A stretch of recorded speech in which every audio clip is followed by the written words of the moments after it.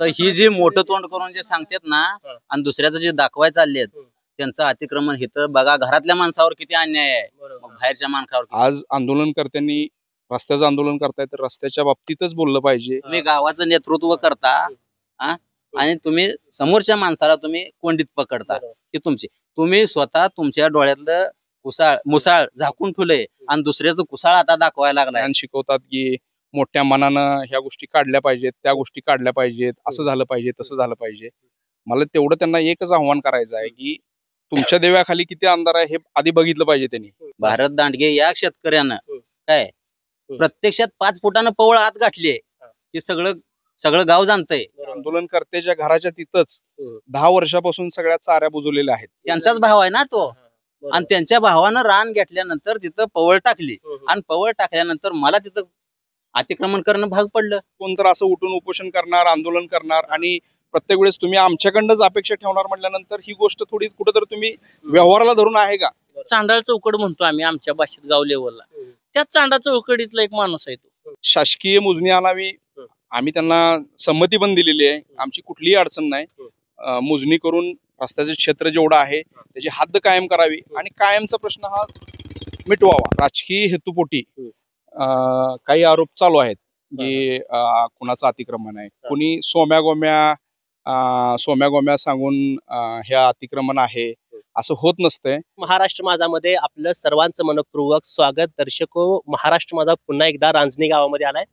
परवा दिवशी तुम्ही महाराष्ट्र माझावरती बातमी बघितली असेल की ह्या गावाच्या असणाऱ्या त्या रस्त्याची अवस्था द्वारावस्था तुम्ही बघितली असेल. एक मुलगी त्या ठिकाणी कॅनलमध्ये पडलेली तुम्ही चित्र बघितलं असेल आणि संपूर्ण गावाच्या वतीनं या ठिकाणी अनेक लोकांनी या ग्रामपंचायतीच्या समोर त्या ठिकाणी आंदोलन देखील केलं आहे.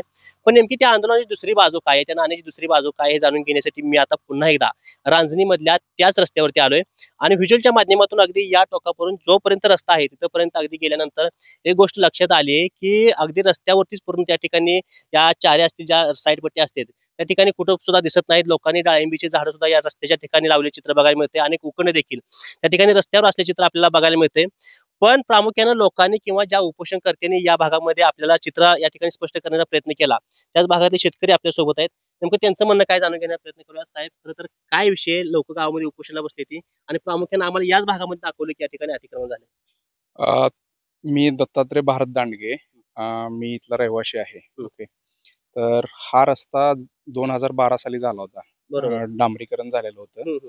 मग आधी हा रस्ता एक ओढा म्हणून होता.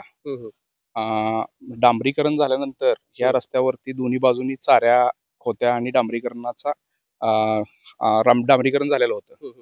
मग माग डांबरीकरण करते वेळीच जे काय हद्दी होत्या त्या हद्दीप्रमाणे रस्त्याच्या बाजूला पवळ बांधून, आमच्या बाजूला तर आम्ही पवळ बांधून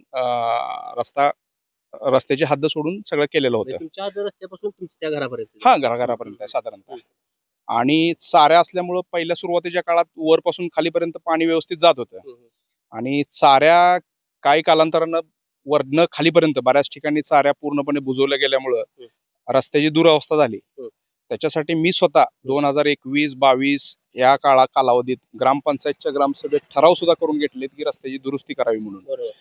आणि त्या काळात आमच्या वडिलांनी जे गाडीवाले जातात त्यांच्याकडून लिटरली 100 रुपये वर्गणी करून जिथं जिथं डबरी पडली होती, जाता येताना त्रास होत होता, तो 3-4 डम्पिंग भरून ती डबरी बुजवलेली पण होती त्या काळात. आणि त्याच्यानंतर ग्रामपंचायतनी मला वाटतं की त्याच्यावरती काही दुरुस्ती करून पण घेतलेली होती. हे असं असताना फक्त राजकीय हेतुपोटी काही आरोप चालू आहेत की कुणाचं अतिक्रमण आहे, कुणी सोम्या गोम्या सांगून हे अतिक्रमण आहे, असं होत नसतंय. अतिक्रमण सिद्ध करण्यासाठी सुरुवातीला त्या गटाची मोजणी करायला लागते. त्या गटाच्या क्षेत्रापेक्षा जास्त क्षेत्र असेल तर ते अतिक्रमण म्हणून पकडलं जातं. मग ह्याच्यासाठी आम्ही काय केलं की 2022 सालीच ग्रामपंचायतनी आम्हाला रस्त्याची हद्द कायम करण्यासाठी ते मोजणी करणार होते. तर आम्ही त्याची मोजणीसाठी लागणारी संमती पण दिली. त्याच्या पुढे ग्रामपंचायतनी तहसीलदारला एक पत्र पण तयार करून ठेवलं होतं की बाबा ह्या शेतकऱ्याची संमती आहे आणि ह्या शेतकऱ्याची हद्द कायम करून द्यावी. 2022 पासून आजपर्यंत ग्रामपंचायत कार्यालयाने त्याच्या बाबतीत कुठलंही अवाक्षर किंवा कारवाई केलेली नाहीये. त्याच्यामुळं काय आहे की ह्या सर्वस्वी गोष्टीला, ह्या रस्त्याच्या दुरावस्थेला आपली इथली प्रशासन व्यवस्थाच जबाबदार आहे. आणि राहिला प्रश्न वैयक्तिक आरोपाचा. काही लोक व्यक्तिद्वेषाने झपाटलेले आहेत. त्यामुळं त्या लोकांकडे आम्ही कायम दुर्लक्ष करतो. कारण कुणाला तर कुणाच्या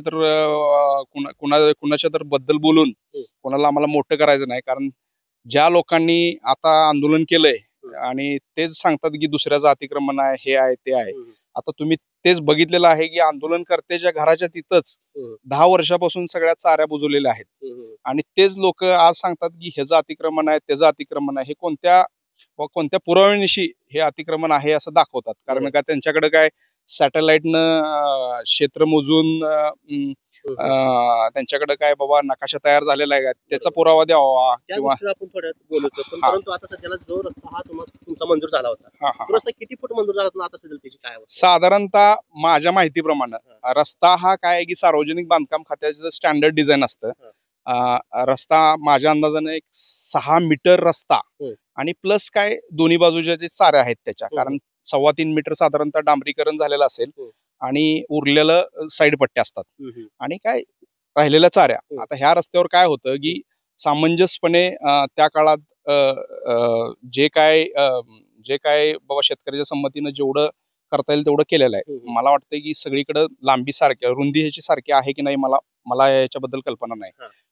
पण जिथं जास्त जागा होती तिथं चाऱ्या मोठ्या आहेत.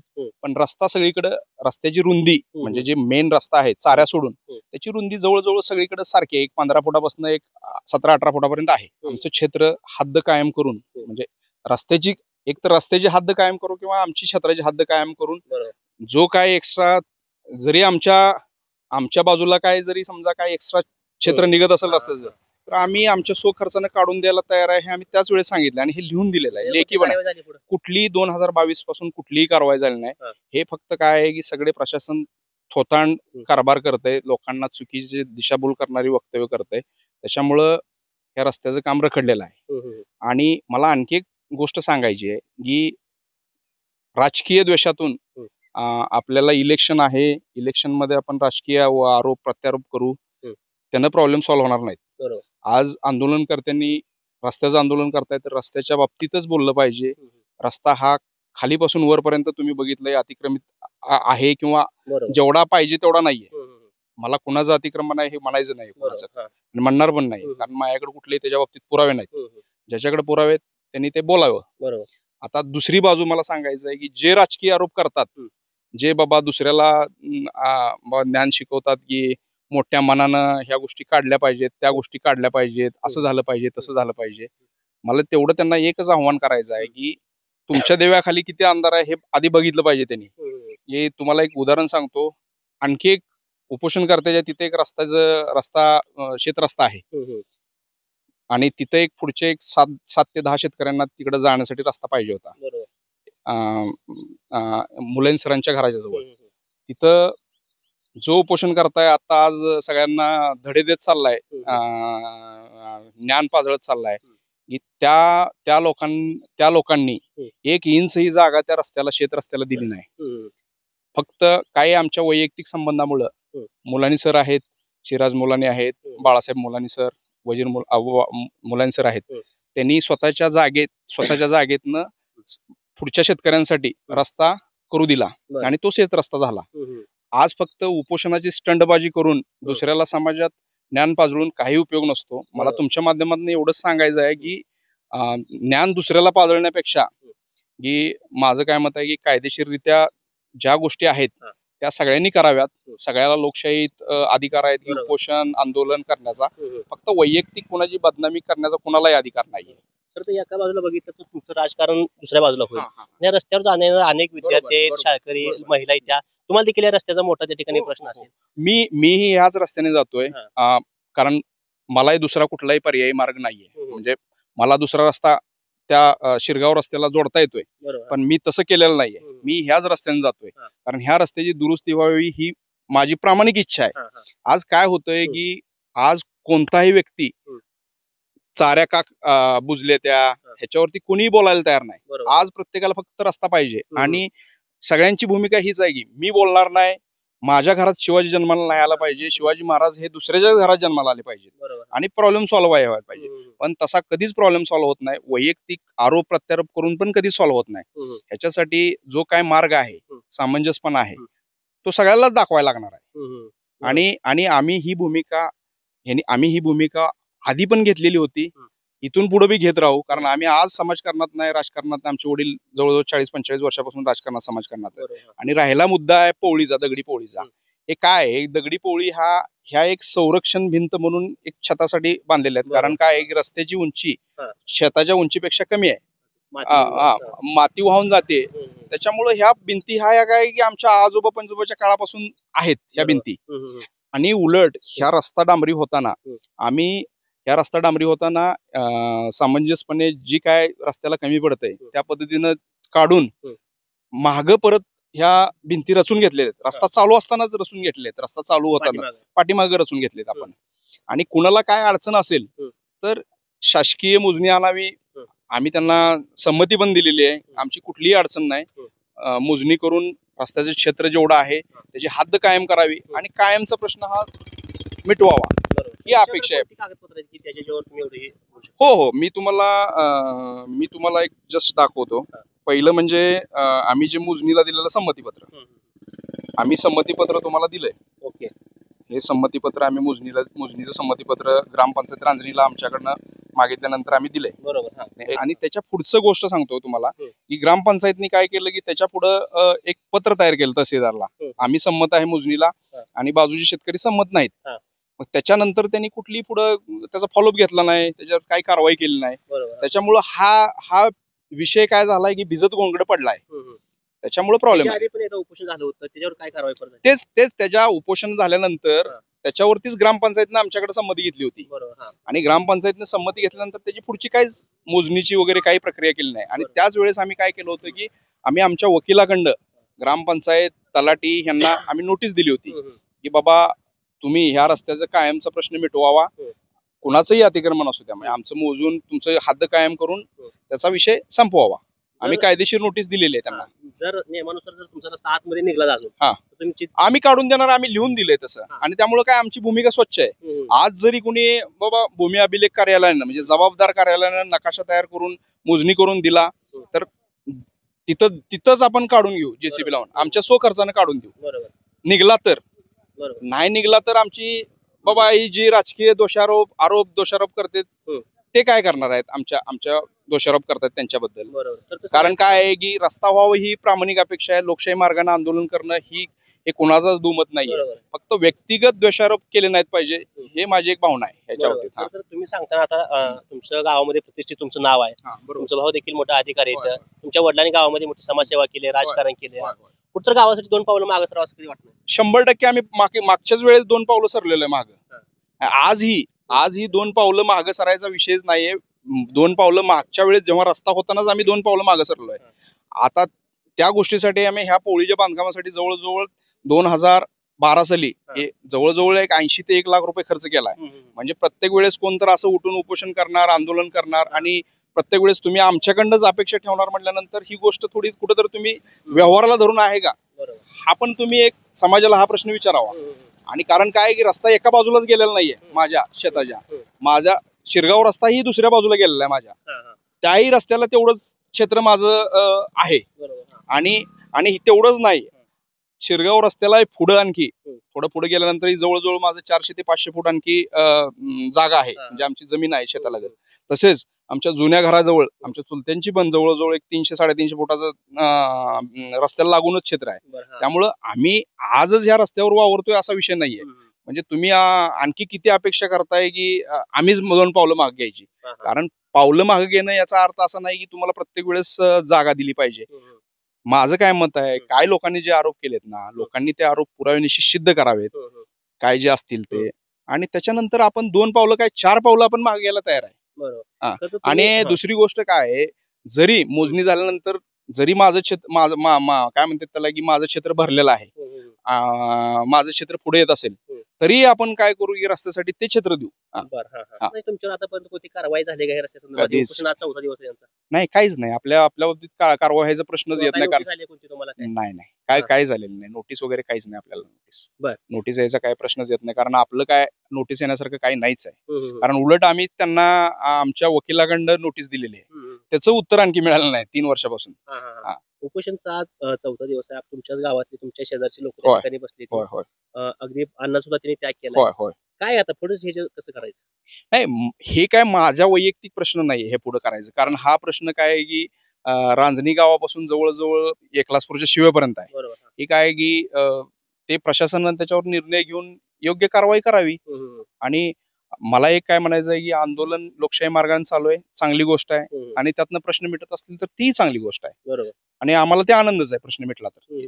खोरी वस्तीच्या किंवा ह्या रस्त्याच्या राहणाऱ्या सगळ्या नागरिकांना विनंती आहे की हा रस्ता हा कोणत्या पार्टीचा, पक्षाचा, गटाचा, तटाचा नसतो.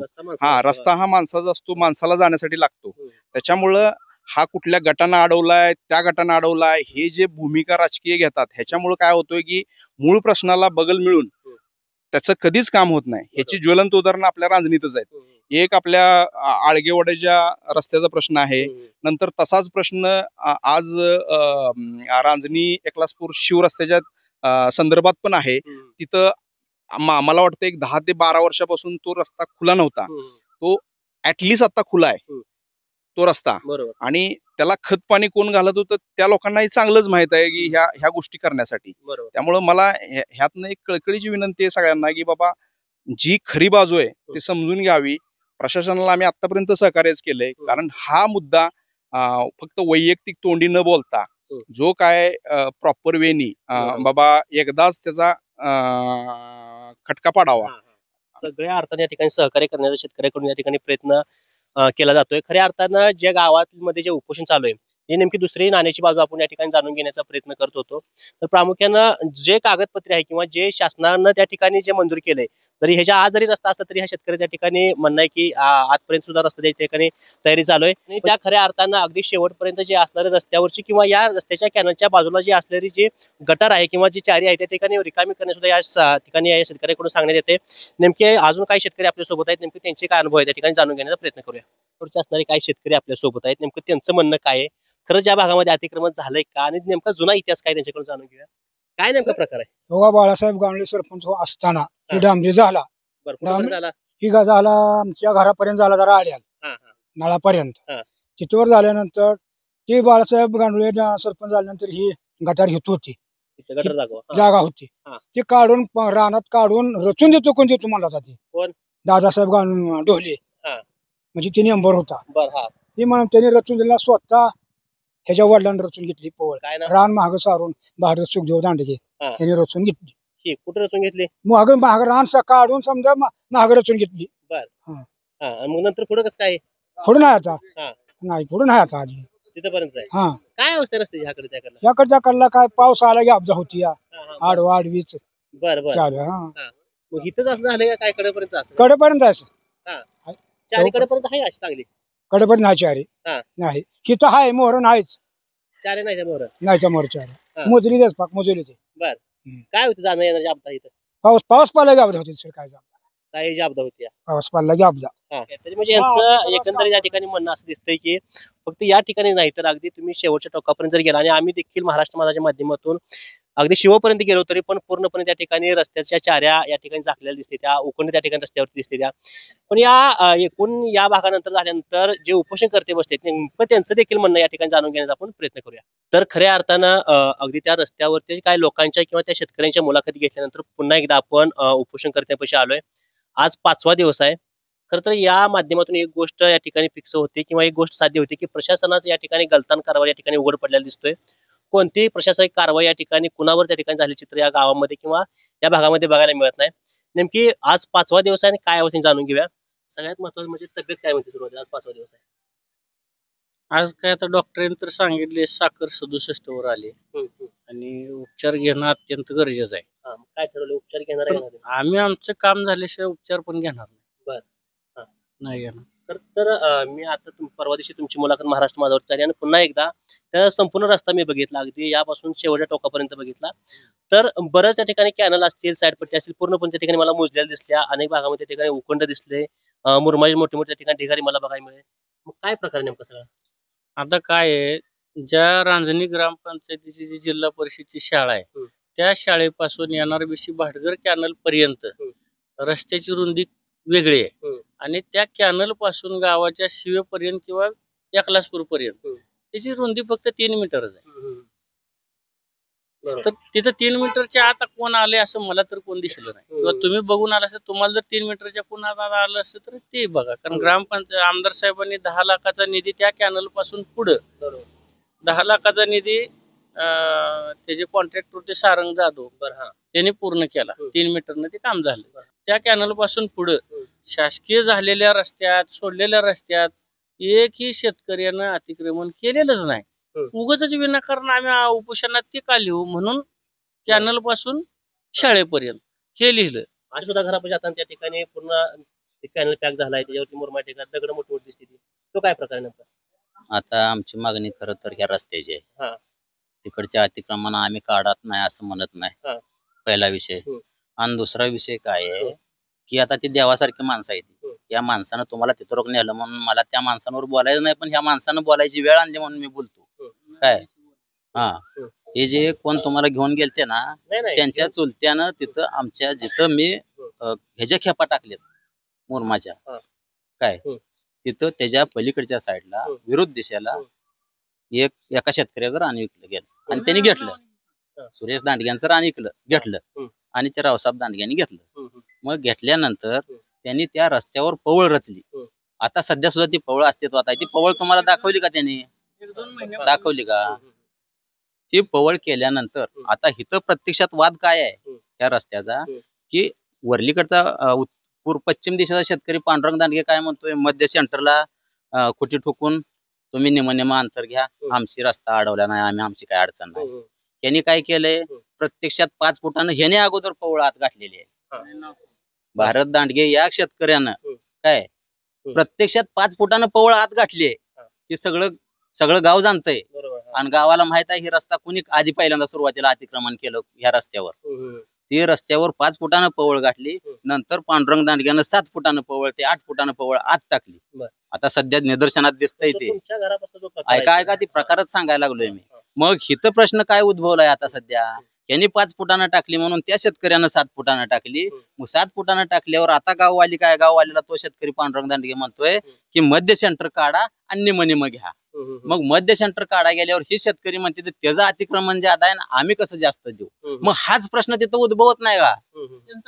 त्यांचाच भाव आहे ना तो. आणि त्यांच्या भावानं रान घेतल्यानंतर तिथं पवळ टाकली आणि पवळ टाकल्यानंतर मला तिथं अतिक्रमण करणं भाग पडलं. कधी केलं? ही कमीत कमी 5-6 महिने 8 महिने ह्याच्या आत केलेला आहे. आणि आता उन्हाळ्यात मी तिथं खेपा टाकलेल्या, त्यांनी ह्या 6-7-8 महिन्यात केलंय आणि मी नंतर 2-3 महिन्यानं केलंय. पण मी एकटा, मी स्वतः नाही, मी येणार जाणाऱ्या व्यक्तींना, बऱ्याच शेतकऱ्यांना मी ती दाखवलंय. आणि परत तुम्ही तिथं अतिक्रमण केलंय. त्याच्या पुढं माझ्या घरासमोर दाखवलं, तिकडच्या शेतकऱ्यांना पवळ रचली. ती तुम्हाला दाखवली का त्या शेतकऱ्यांना? नाही दाखवली. का दाखवली नाही? अहो तुम्ही, तुमची सवयच आहे गावाला असं वेटीस धरायची सवय आहे, तुम्हाला लागून गेलेली आहे.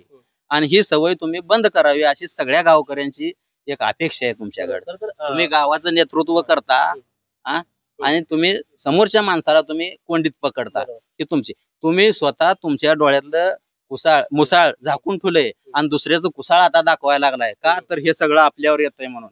असं करू नका. तुम्ही गावाला ज्ञान देताय. तुकाराम महाराजांची म्हण आहे एक, की लोकात शिकवी ब्रह्मज्ञान आणि आपण मात्र कोरडा पाषाण. हे जगाला पटणार नाही. हे तुम्ही चांगली माणसं आहे, आमचं काय तुमच्याशी वैरवाद नाही, पण तुम्ही रस्त्यावर अतिक्रमण केलंय म्हणून आम्हाला ही आज बोलायची वेळ येते. तुमच्या रस्त्याला ग्रामपंचायतीनं शिंदेवस्ती रस्त्याला खर्च केला म्हणून त्या रस्त्याला नंबर पडला ग्राम 204. तर त्या रस्त्याला निधी पडलेला कुठल्या उद्देशानं अडवला? कृष्णा भोतडेंनी जो यांच्याच सोसायटीचा संचालक आहे, जे भारत दांडगे आहेत, त्यांचं एक चांडाळ चौकड म्हणतो आम्ही आमच्या भाषेत गाव लेवलला, त्या चांडा चौकडीतला एक माणूस आहे तो. आणि त्या माणसानं तिथं फक्त उद्देशिक समाधान होतं, त्यांचा निधी खर्च करू द्यायचा नाही. त्या शिंदे वस्तीवर तरडगाव हद्दीत जाऊन ती काही लोकांची शेत आहेत तिथं, तर तिथं राहतात. त्यांनी विनाकारण काहीच नसताना सुडबुद्धीनं तो रस्ता अडवायला लावलाय. माझं स्पष्ट म्हणणं आहे की ह्या भारत दांडगेनेच कृष्णा भोतड्याला सांगून तो पण रस्ता अडवायला लावलाय. मला एकट्याला वाटते. आता गावातले काय जण सांगत असतील ते तुम्ही बघा, पण मला वाटते त्यानंच करायला लावले. तुम्हाला आता मला नकाशात हे रस्ता दाखवू द्या. हा दांडग्यांचा गट, हा गावठाण, हा दांडग्यांचा गट, भारत दांडग्यांचा. त्या गटाचा नकाशा हिथं, त्यांचा गट नंबर आहे 162, 164, 162 असे 2 गट ह्या रस्त्या लगत आहेत. 164 शेतकरी हाय. 8 गुंठेचा ह्याच्या आजोबाचा गट नंबर 164. 8 गुंठ्याचं क्षेत्रच गायब आहे तिथलं. ह्याच भारत दांडग्यांनी पूर्णच हडपलंय. त्याचा वाद आम्ही काढलेला नाही, ते स्वतः सांगतील. तो 164 नंबर गट नंबर जो आहे का, या 164 गट नंबर मध्ये जवळजवळ 12 ते 13 शेतकरी आहेत. ह्या सगळ्यांचं ह्यांना गावाची खायची सवयच आहे. म्हणून ह्यांनी त्या 164 मध्ये कुठल्याही शेतकऱ्याला न विचारता अतिक्रमण केले. आज तिथं काजूच्या फॅक्टरी ह्यांनी तयार केल्या. ते कोणाला सांगतात आमचं अतिक्रमण नाही असं? ही जी मोठं तोंड करून जे सांगतात ना, आणि दुसऱ्याचं जे दाखवायला चाललेत, त्यांचं अतिक्रमण हिथं बघा. घरातल्या माणसावर किती अन्याय आहे, मग बाहेरच्या माणसावर किती. आणि एक ही माणूस आज तागायत त्या व्यक्तीला विचारायला गेला नाही. म्हणजे मी स्वतः गेलो नाही, म्हणजे बाकीचे कोणच गेले नाहीत. बरोबर. मग ह्याने ती 164 गट नंबर विहिरीचा गट आहे, 8 गुंठ, 1-1.5 गुंठा विहीर गेली, तर बाकीच्या क्षेत्रावर ह्याने अतिक्रमणच केलंय. तिथं कोण आलं तर बाह्या सारायला तयार आहेत अजूनही. आणि हे गावाचं काढायला चालले तर तिकडे पाक्षी वपतूर. हो, परिस्थितीमध्ये प्रशासनानं दखल घेतली पाहिजे होती. प्रशासनाने त्यांना जाब विचारला पाहिजे होता. तुम्हाला काय पत्रव्यवहार त्यांच्यासोबत काय नोटीस घ्यायला पाहिजे होता. असं कोणतं या ठिकाणी 5 दिवसामध्ये, आज 5-6 दिवसात कोणतंच प्रकरण घडलेलं प्रशासन काय असतं? आता प्रशासन म्हणजे या रस्त्याची जबाबदारी कागदोपत्री आमच्या लक्षात आलं उपोषणाला बसल्यावर. लेखी पत्र आमच्याकडे सगळ्या अधिक विभागाने दिली. बीडीओ साहेबांनी दिली, तहसीलदारांनी दिली, सार्वजनिक बांधकाम विभाग, जिल्हा परिषद बांधकाम विभाग, या सगळ्यांनी लेखी पत्राद्वारे ही फक्त ग्रामपंचायतीची जबाबदारी आहे असं सांगितलं. आणि या ग्रामपंचायती सरपंच भारत दांडगे यांनीच निवडलेला आहे. त्यामुळे ते दखल घेणारच नाही आमची. मागणी अतिशय महत्वाची. आबा आहेत आपल्यासोबत, जो जुना जाणता माणूस आहे. नेमकी त्यांची काय प्रतिक्रिया, शेवटची प्रतिक्रिया घेण्याचा प्रयत्न करूया. थोडं पुढे आबा. काय करायचं? गावातली तरणी पोरं उपोषणाला बसली, ती रस्त्यासाठी गावात भांडणं चालू आहे, कसं मिटवायचं? काय जुना अनुभव काय त्या रस्त्याचा? आता मिटवायला गाव सगळं त्यांच्याच पाठीमागे मिटवायला जातंय. आणि त्यांनी जर ह्या पोराशींना जर उगा आपण पेटवून सोडून जर काय तर करत बसला का उपयोग आहे? त्यांनी आपलं समजितपणा घ्यावा, दोघांनी बांधावर येऊन आपलं मिटवून टाकावा. आणि हा रस्ता फक्त गटारी आणि जी काही डांबरी झालाय त्यांनी आम्हाला आपला सोडून सगळ्याला सहकार्य करावं. त्यांचं गाव ऐकत ना असं नाही, आम्ही पण त्यांचंच ऐकतोय. आम्ही त्यांच्या कुणाही विरोधात नाही, ही विरोधात नाही. म्हणण्याचं कारण त्यांनी जर ग्रामपंचायतला अमक्याला असं म्हणलं, कुणी विरोधात जात नाही. का तर तो सुद्धा माणूस चांगला आहे, वाईट नाही. पण तुम्ही जाणून बुजून दोघांच्या भांडणासाठी रस्त्याचं काही वाटोळ करू नका. आणि मुलं शाळेचं ते त्यांनी काढायचं आहे. आम्ही किती जर वरडलं, तुम्ही ऐकलं तर आम्ही वरडलेला फायदा. तुम्हाला करायचं नसेल, आमची जबाबदार करायची असेल, आम्ही काय करू शकणार? मगाशी व्हिज्युअलच्या माध्यमातून एक रस्त्याच्या अगदी चिटकून आंबे झाडं दिसली होती, आणि ते त्या शेतीचं त्या ठिकाणी शेतकरी आपल्या सोबत आहे. तुमचं आंबा आहेत मध्ये? हा, आमचेच आंबे. रस्त्याला एवढं चिटकून पहा. एवढ्या रस्त्याला चिटकून म्हणजे कसं आहे, त्यांनी महागंदी एकदा काय केलं की तिथून रस्ता, जे भारत दांडगे आहेत ना, त्यांनी याच्या अगोदर जी महागंदी रस्ता तिथून आहे असं त्यांनी कागदपत्री दावलं होतं. त्याचा निकाल पण माझ्याकडे आहे, ते पण तुम्हाला दावतो मी. कारण जो रस्ता आहे तो 247 मधून पुढे सरकलेला आहे. तो तिथं ऍक्च्युअली कागदपत्री सुद्धा नाही. त्यामुळे कसं आहे, त्यांनी बळजबरीनं रस्ता करण्यासाठी, अतिक्रमण करून रस्ता करण्यासाठी, आम्हाला जी हाणामारी करण्यासाठी त्यांनी जी ही केला, दबाव आणला, त्या हेतूने रात्री 10 वाजता येऊन दबाव आणला, त्या हेतूने ते आम्ही झाडं त्या ठिकाणी लावली. तर अतिशय महत्वाचं म्हणजे हा प्रश्न फक्त रांजणीच पुरता मर्यादित नसून प्रत्येक खेडेगावामध्ये हा रस्त्याचा प्रश्न त्या ठिकाणी उभा आहे. आणि प्रामुख्याने खरं तर रस्त्यावरती शासनानं मोठ्या प्रमाणात खर्च केला जातोय, रस्त्यासाठी त्या ठिकाणी निधी दिला जातोय. परंतु त्या ठिकाणी गावातल्या राजकारणामुळे किंवा अशा पद्धतीनं अतिक्रमणामुळे कुठं तो रस्ता त्या ठिकाणी अडकला जातोय. आणि खरं तर हा जर झाला एक बाजू, तर दुसऱ्या बाजूला बघायला गेलं तर त्या रस्त्यावरती असणारे असंख्य त्या ठिकाणी नागरिकांना हा नाहक त्रास सहन करावा लागतोय. तर शाळेचे विद्यार्थी असतील, वयस्कर लोक असतील, महिला असतील, यांना येणं जाण्यासाठी त्या ठिकाणी परिस्थिती त्या ठिकाणी अवघड आहे. मगाशी आजोबा सांगत होतं, अगदी मय झालेल्या लोकांपर्यंत लोक या ठिकाणी पोहोचू शकत नाही ती एवढी वाईट अवस्था या ठिकाणी झालेली आहे. तर सगळ्यात महत्वाचं म्हणजे आज 5वा दिवस आहे उपोषणचा. थोड्या वेळापूर्वी या ठिकाणी डॉक्टर येऊन गेले होते. साखर त्या ठिकाणी 67 वर साखर या दोघांची आली. अगदी डॉक्टरांनी त्या ठिकाणी औषध उपचार त्या ठिकाणी घ्यायला सांगितलेत, परंतु या दोन्ही देखील उपोषण करते अजून देखील कोणता सुद्धा औषध उपचार घेत नाहीत. आणि त्याहून अधिक सर्वात महत्वाचं म्हणजे प्रशासनानं देखील या ठिकाणी कोणत्याही पद्धतीची कारवाई केल्याचं चित्र या ठिकाणी बघायला मिळत नाही. अजून देखील ज्यांच्या ठिकाणी अतिक्रमण झाले असं यांच्या त्या ठिकाणी म्हणणं आहे, त्यांना त्या ठिकाणी कोणत्याही पद्धतीने नोटीस गेली नाही, प्रशासनाचा अधिकार त्यांच्यापर्यंत त्या ठिकाणी पोहोचला नाही. त्यामुळे हे आंदोलन या ठिकाणी पुढचं कोणतं रूप घेणार आहे हे देखील बघणं अतिशय महत्वाचं असणार आहे. कॅमेरामॅन अक्षय सोबत मी मुकेश, महाराष्ट्र माझा, रांजणी.